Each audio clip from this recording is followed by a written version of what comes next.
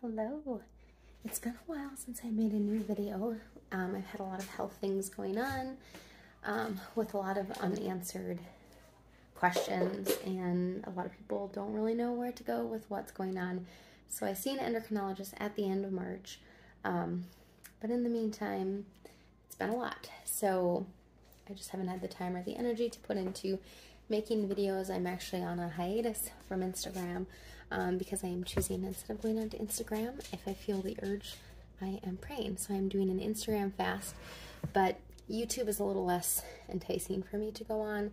So I figured I'm still going to make some videos because it is a good outlet for me, and keeping my stress levels down is super important right now. So I'm going to make some fried rice, and I'm going to do it in my Instant Pot.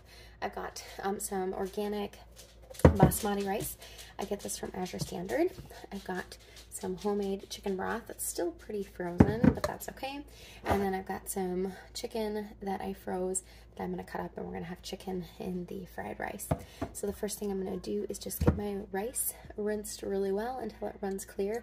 And once that's done and I'm ready to do it in my Instant Pot, I will come back and show you. See you in a little. I have got my Instant Pot out here, and to the bottom of it, I'm just going to add just a little bit of avocado oil, just to hopefully help it from sticking. And then I went ahead and I rinsed 2 cups of that basmati rice. Then I'm going to add in my 1 thing of broth. And again, this is just homemade chicken broth. It's still kind of frozen. So I would say that's about 1.5 cups. So I'm actually going to get some more water. And you could just use water altogether, but I like the way the broth kind of flavors the rice. So I'm going to add in like another cup, sorry. My dogs are choosing now to bark. All right. I'm just going to break up the broth there a little bit. You don't want to stir too much in here, but I just want to break up that piece so that it is a little more evenly distributed. Sorry about my dogs. Okay, so that's that. That's all I'm going to put in there. I'm not going to season anything else. My broth is very well seasoned because I made it, and so I don't need to add anything else. Just making sure all my pieces are there. Okay, and then I'm just going to hit the rice, which is 10 minutes. I'm going to let this go. It's going to come up to pressure, and then after 10 minutes, I will let it naturally release for a little while so we don't get all of the starch, anything that was left on the rice after I rinsed it, shooting out of there. That can happen sometimes with pasta and rice. So I'm going to let this go, and then we will come back. All right, I let it naturally release for 5 minutes. Then I just did the manual release. Let's take this off. Take a look at this rice, see how it's doing. It smells really good. Oh, that smells delicious. All right, I should get a spoon to try it. I don't want it mushy, especially because I am going to cook it a little bit longer with some of the other things in here. Let's see.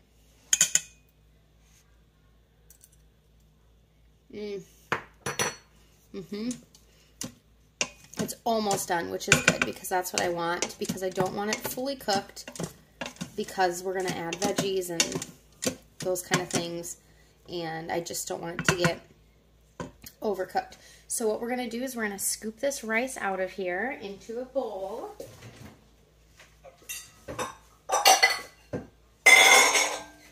I usually use my rice cooker, but it makes such a mess that I decided I was going to do it in the Instant Pot, and I may just have to go to cooking my rice in the Instant Pot because this was way cleaner. My rice cooker spits water everywhere. It's quite annoying. So I'm just scooping basically all of the rice out. If I leave a teeny bit behind, I'm not so worried, but I do want to get the bulk of it out.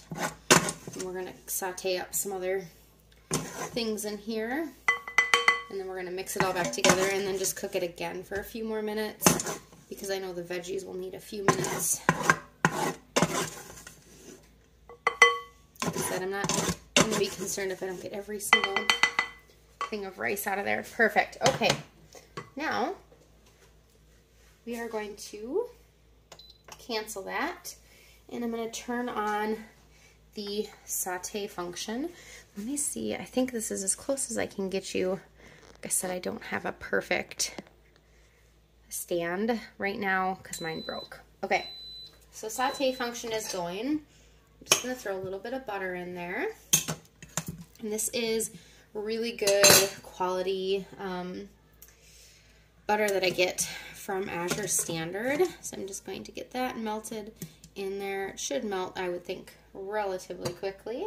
And then I've just got some onions that I cut up actually last Thursday. So I'm going to use them today, and then the rest of them I'm going to throw into a bag and freeze. All right. And we are just going to saute these onions up in here. So once they're good and sauteed, I'll bring you back and show you what to do next. All right, these onions are starting to saute. I will say the saute function on the Instant Pot is not my favorite. I feel like it is a little too hot, and I don't have any way to change that on mine. I only have just a saute function. So I'm going to add in some, I'll show you first, some roasted garlic. It's minced. I get it from Azure, as you can see. Just drop that in there, and we are going to want to move kind of quickly at this point because we don't want that garlic to burn. Okay, then I've got a bag of Snowpack organic peas and carrots, and I'm going to start out with half the bag and see.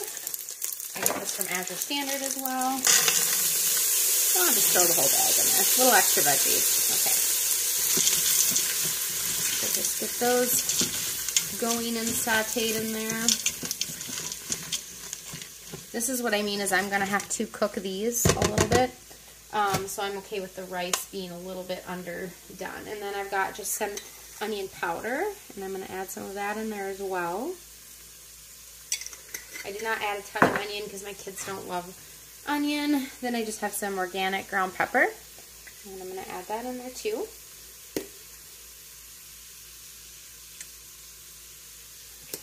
Perfect. Just get that going.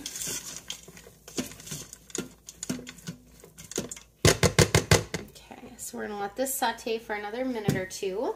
And then we're going to add in some other things and then put the rice back, mix it all together, let it cook again. So I'll come back when this is just getting softened. Those are really starting to saute away. So I'm going to add in some coconut aminos. So I use this in place of soy sauce. I try to eliminate as much soy as I can from our diet. But you could use soy sauce as well.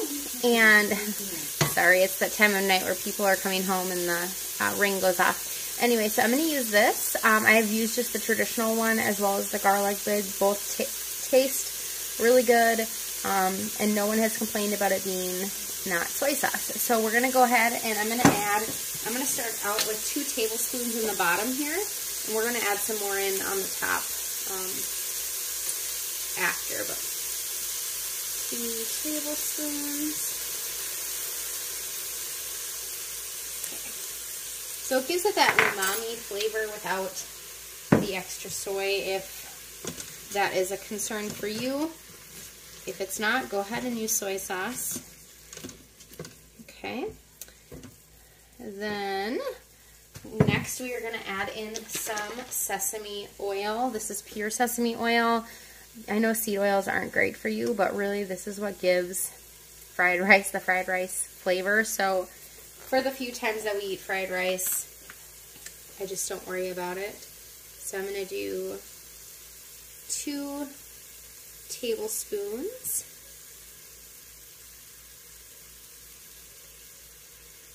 And if you've used this before, you know what I mean, that this is really what gives it that fried rice taste that we're all kind of used to.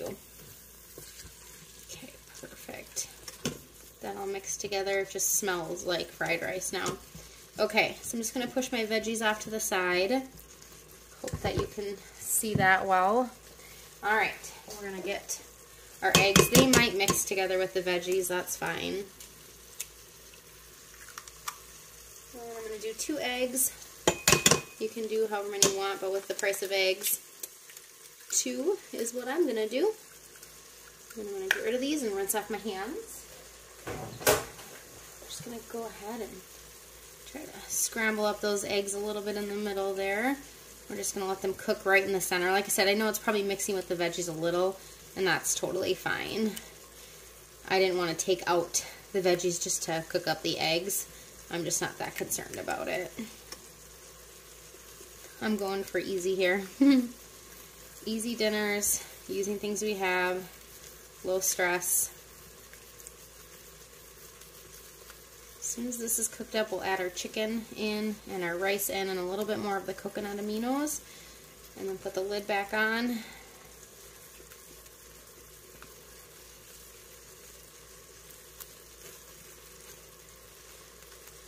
So again, this is not traditional. This is, you know, just do what you can. Feeding your family shouldn't be super stressful, so. Okay, those are cooking up nice. I'm just gonna mix the rest of it up now. If you really want those pretty yellow eggs, you could cook them separately and mix them in after.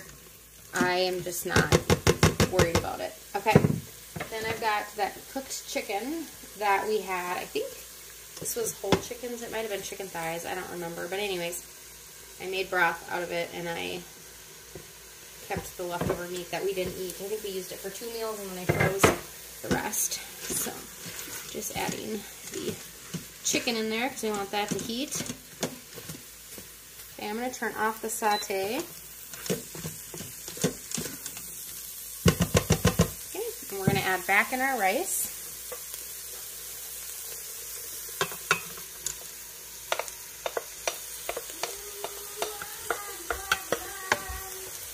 Okay. And we're just going to mix this together.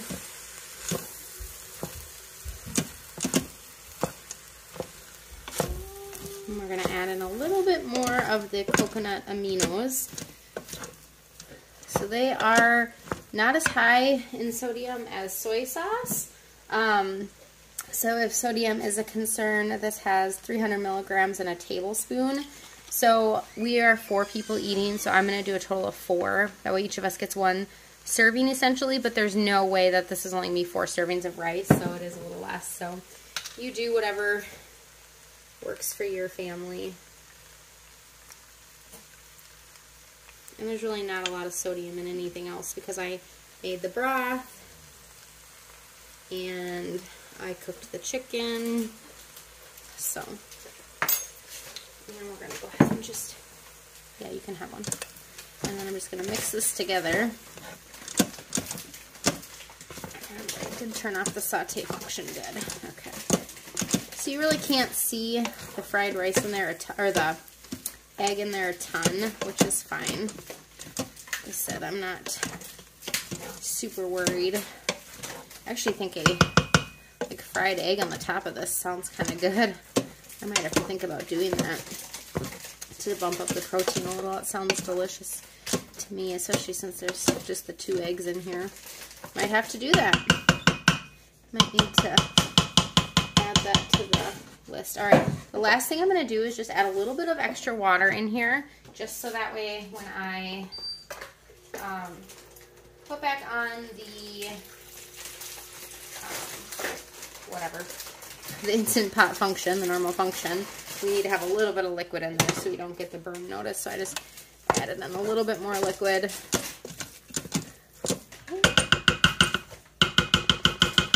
Perfect. Now I'm going to throw the lid back on.